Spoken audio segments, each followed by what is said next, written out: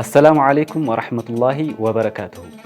እንኳን ለ1446ኛው የረመዳን ወር በሰላም አደረሳችሁ። ልጆች እንዴት ናችሁ? ረመዳንን በማስመልከት የሰይዱና ሙሳ አለይሂ ሰላምን ታሪክ በሰፊው የማስቃኛችሁ ይሆናል። እስከ ረመዳን መጨረሻ ድረስ አብረን የምንሆን ይሆናል። በጥሞና ተከታተሉ። እሺ፣ ቀደም ብዬ እንደነገርኳችሁ ስለ ነብዩላህ ሙሳ ስለ አላህ መልእክተኛ ስለሆኑት ስለሳቸው ታሪክ የምናወሳ ይሆናል። ነብዩላህ ሙሳ አለይሂ ሰላም ሙሉ ስማቸው ሙሳ ኢብኑ ዒምራን ኢብኒ የስሐር ኢብኒ ቃሂፍ ኢብኒ ላዊ ኢብኒ ያዕቁብ ኢብኒ ኢስሐቅ ይባላሉ። ነብዩላህ ያዕቁብ አለይሂ ሰላም ከህዝቦቻቸው ከበኑ እስራኤል ጋር ሆነው ወደ ግብፅ ሀገር ሄደው ነበር። ልጃቸው ነብዩላህ ዩሱፍም አብረዋቸው ነበር።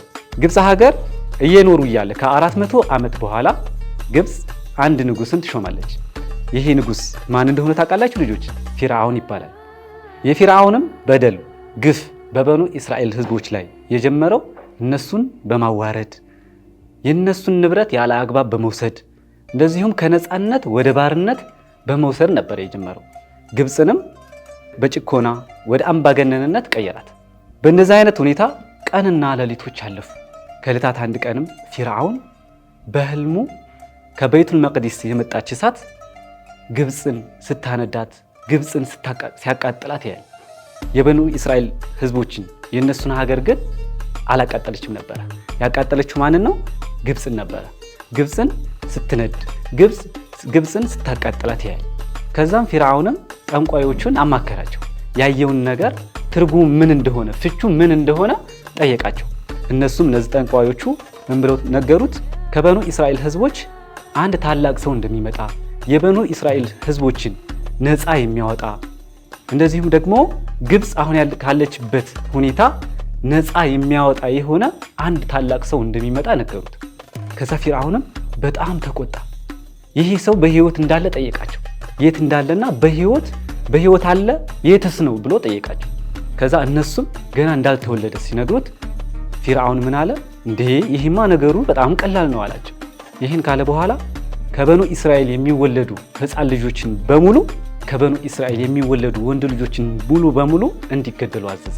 አዋላጆችንም ሰበሰበና ከበኑ እስራኤል የሚወለዱ ልጆችን ወንድ ልጆችን የሚደብቅ ካለ እነሱም እንደሚገደሉ ቤተሰቦቻቸውም እንደሚገደሉ አስጠነቀቃቸው። ከዛም በኋላ ልጆችን መግደል ጀመረ ማለት ነው። በእንደዚህ አይነት ሁኔታ ላይ እየገደለ እየሄደ በዚህ አይነት ሁኔታ ላይ የሆነ ቀን ላይ አማካሪዎቹ ምን አደረጉለት? የሆነን ሐሳብ አቀረቡለት። ይህ ሐሳብ ምንድን ነበረ? ወንዶች እየተገደሉ ነው። በዚህ ሁኔታ የምትቀጥል ከሆነ አንድ ወንድ አገልጋይ እንኳ አይኖርህም፣ የሚቀሩ ሴት አገልጋይ ብቻ ናቸው የሚል ሐሳብ ሲያቀርቡለት በሐሳቡ ተስማማና 1 ዓመት እንዲገደሉ 1 ዓመት ደግሞ ሊተዋቸው ወሰነ ማለት ነው። በዛን ጊዜ የነብዩላህ ሙሳ እናት በመጀመሪያዎቹ ወራቶች ጸንሳ ነበር። ልጆች በሚገደሉበት ዓመት ላይ የነብዩላህ ሙሳ እናት ቤተሰቦቿ በድብቅ ማንም እንዳያውቅባት በድብቅ እንድትወልድ አደረጓት ማለት ነው። ከዛም ልጆች የነብዩላህ ሙሳ እናት ከልጇ ከሙሳ ጋር አብራ መኖር ጀመረች ማለት ነው። ትንሽዬ ሳጥን አዘጋጀችና ነብዩላህ ሙሳን እዛች ሳጥን ውስጥ አስቀመጠቻቸው። በሰዓቱ ልጆች የሚገደሉበት ዓመት ስለነበረ የፊርዓውን ወታደሮች በየቤቱ እየገቡ ልጅ ከተወለደ ያን ልጅ ይገሉ ስለነበረ እሷም ልጇን የምትደብቅበት ቦታ ስላልነበራት በአቅራቢያዋ የሚገኝ ወንዝ ነበረ።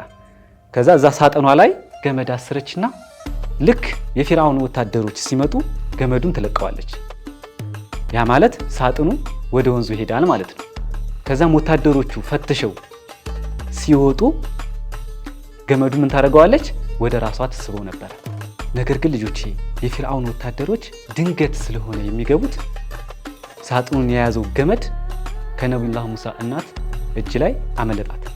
ገመዱ በሚያመልጥባት ሰዓት ያ ሙሳን የያዘው ሳጥን ወደ ወንዙ ሄደ ማለት ነው።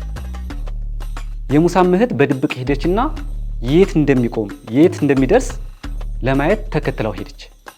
ከዛም የፊርዓውን ቤተ መንግስት ጋር ሄዶ እንደቆመ አየችው። ከዛም ልጆች ሙሳን የፊርዓውን አገልጋይ የሆኑ ሴቶች ይዘውት ወደ ቤተ መንግስቱ ገቡ ማለት ነው። ከዛም አስያም አገልጋዮቹ እጅ ላይ የሆነ ህፃን ልጅ አየች። በምታየውም ሰዓት በጣም ነበር የወደደችውና እቅፍ አደረገችው። ከዛ በኋላ ፊርዓውንም ይህን ልጅ ባየ ጊዜ ወንድ ልጆችን በሰዓቱ እየገደለ ስለነበረ ያን ልጁን በሚያየውም ሰዓት ሙሳን በሚያያቸው ሰዓት መግደል ፈለገ። ነገር ግን አስያ እንዳይገለው ምን አደረገችው? ለመነችው። ምን አለችው? ፊርዓውንን ይሄ ያንተም የኔም የአይናችን ማረፊያ ይሆናል፣ አትግደለው አለችው። ፊርዓውንም ያንቺ እንጂ የኔ አይደለም ብሎ አላት። ከዛም አስያ ስለለመነችው ለዛ ለልጅ ቤተ መንግስቱ እንዲኖር ፈቀደላት ማለት ነው። ፊርዓውን ከበኑ እስራኤል የሚገኙ ልጆችን የሚወለዱ ልጆችን በሙሉ እየገደለ ነው። ነገር ግን ያ የሚፈራው ልጅ ቤተ መንግስት እዛው አጠገቡ እንዳለ አያውቅም። ከዛም በኋላ ነቢዩላህ ሙሳ አለይሂ ሰላም በቤተ መንግስት አደጉ ማለት ነው። ልጆችዬ ከዛ ምን ተከሰተ፣ ምን ተፈጠረ የሚለውን በቀጣይ ፕሮግራም ይዤላችሁ የሚመጣ ይሆናል። መልካም ረመዳን ይሁንላችሁ። ወሰላሙ አለይኩም ወራህመቱላሂ ወበረካቱሁ።